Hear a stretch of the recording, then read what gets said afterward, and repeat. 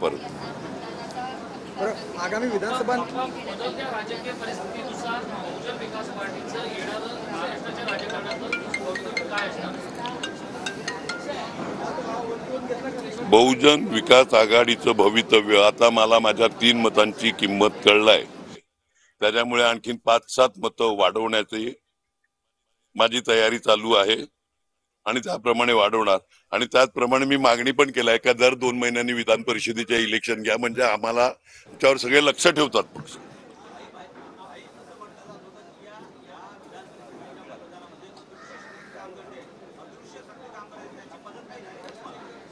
या विधान परिषदेच्या इलेक्शन माझा जिल्हा, माझा तालुका, माझी लोक ही शक्ती माझ्या बरोबर आहे. अदृश्य शक्तीचं मला काय माहिती नाही.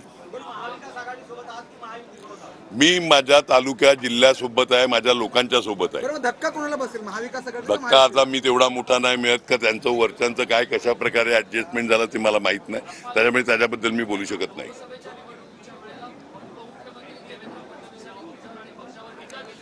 चालते ना टीका, आम्ही पण केली त्यांच्यावर.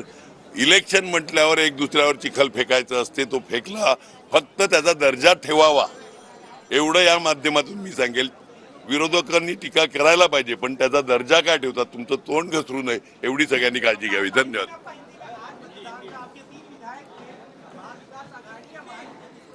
नहीं, मैं मेरे जिले के, मेरे तालुका के, मेरे लोगों के साथ रहता हूँ. मैं किसी के साथ रहता नहीं.